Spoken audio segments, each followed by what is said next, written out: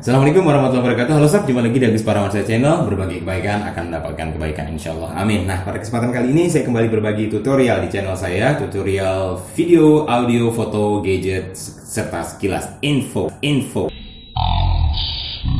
Kali ini adalah tentang tutorial pembuatan video.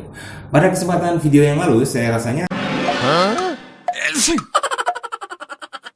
bukan rasanya sih, pasti ya. Yeah.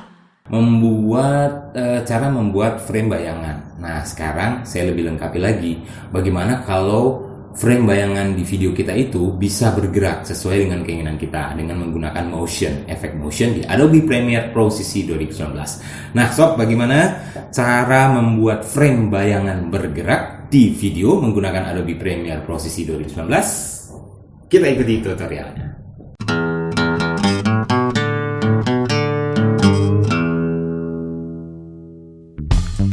Assalamualaikum, halo sob, jumpa lagi di Agus Parawansa Channel. Berbagi kebaikan akan mendapat kebaikan, insya Allah, amin. Nah sobat, kita kembali berjumpa di video tutorial video kali ini. Seperti yang sudah diantarkan tadi, kita langsung saja bagaimana tutorial membuat frame bayangan bergerak di video menggunakan Adobe Premiere Pro CC 2019. Nah langsung saja, begini caranya. Oke sob, kita misalnya sudah berada di timeline Adobe Premiere Pro CC-nya. Nah, kemudian kita ambil frame yang akan kita edit, misalnya cutting videonya ini. Nah, kita hilangin aja suaranya. Nah, oke. Saya punya scene di sini. Ini adalah video dengan frame berbentuk portrait. Ya, sob. Berarti kita perlu mengecilkan ukurannya. Kita ke motion, scale. Kita turunin besarannya. Nah, itu dia. Semuanya sudah nampak di screen, di layar. Oke, kemudian kita ingin membuat frame bayangan bergerak. Kalau di video kemarin, di video yang sudah pernah saya buat tutorialnya untuk sobat itu, kita sudah pernah membuat frame bayangan ya sob. Oke. Kemudian sekarang tambahannya frame bayangan yang bergerak. Nah, bagaimana? Oke, kita bisa mengaturnya dengan yang pertama, kita buat dulu frame bayangannya. Nah, ini kita buang aja. Kita buang dulu. Oke, kita dekatkan. Ya, oke. Nah, ini dia. Kita buat dulu kopiannya dari cut ini.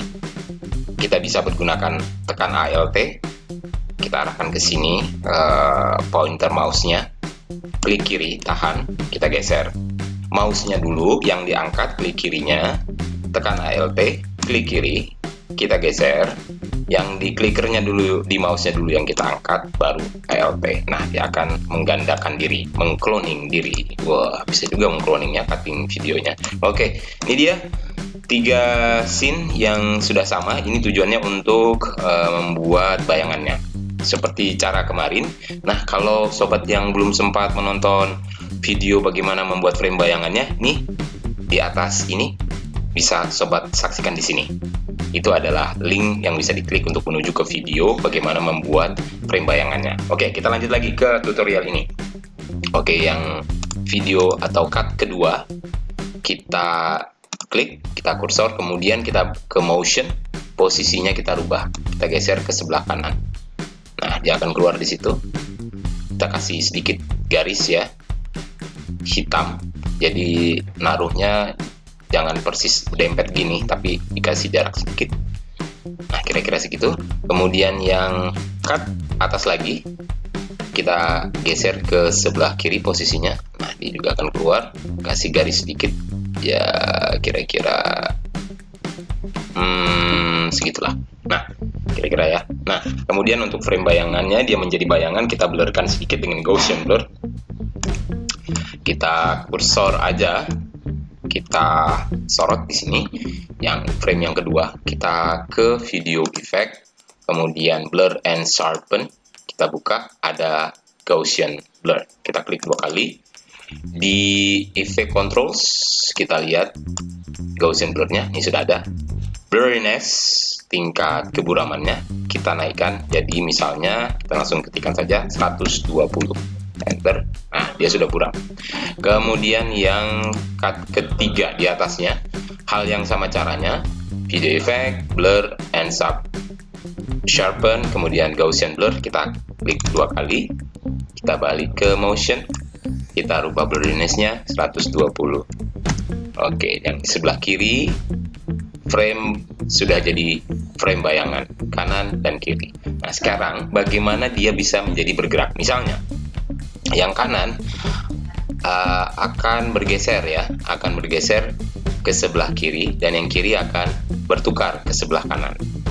Kalau kita simulasikan dari frame yang ada di kanan, coba kita simulasikan pergerakannya dengan menggeser ini, menggeser di posisi di motion ya, kita geser ke kiri. Nah, di situ akan terlihat dia bergerak.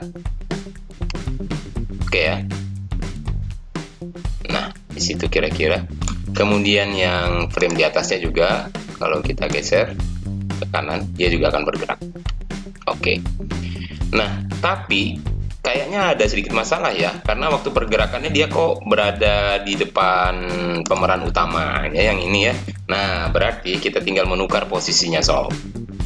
Jadi, cut yang video di posisi di track ini, atau yang utama, frame yang utamanya, yang jernih ini, yang terang ini, dia harus kita tempatkan di atas 2 frame bayangannya. Jadi frame bayangannya kita turunin jadi track 1, track 2, kemudian yang main frame-nya atau main cutting-nya atau video utamanya itu berada paling atas, sehingga kalau kita simulasikan pergerakannya ini ke sebelah kanan, nah dia akan berada di belakang. Oke. Nah, begitu juga dengan frame yang di sebelah kiri.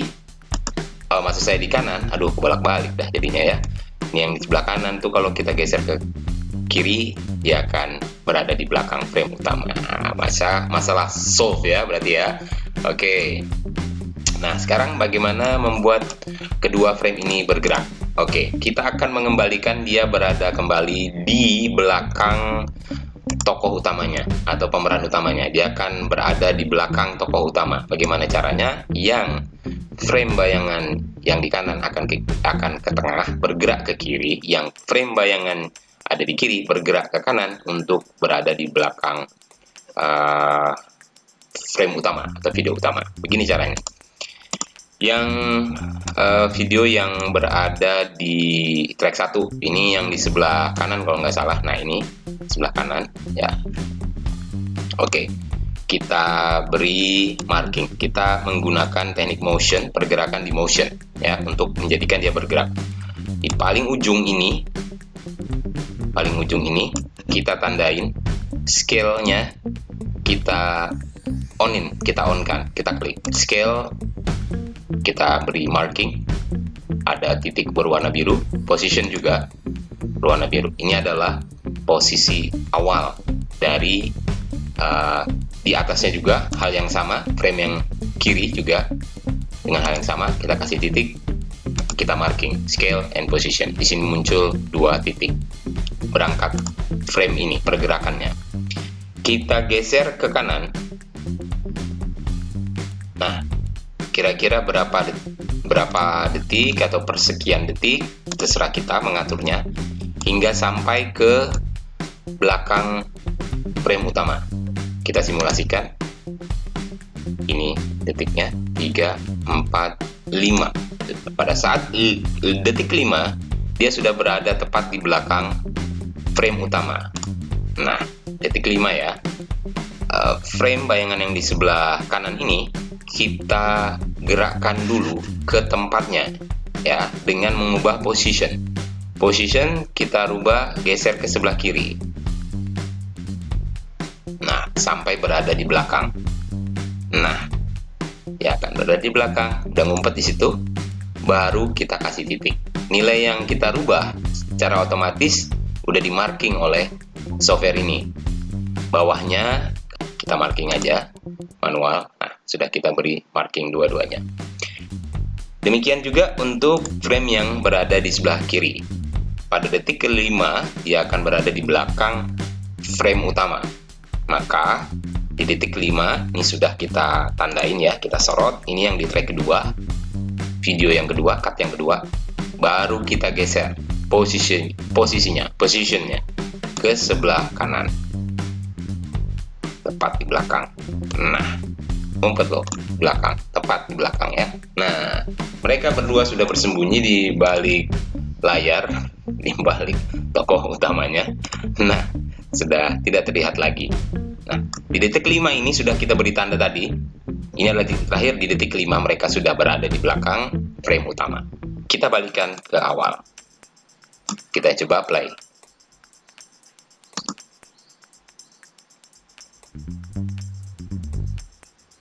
Nah, sudah berada sampai di tempat tujuan mereka pada detik yang ke-5 tadi.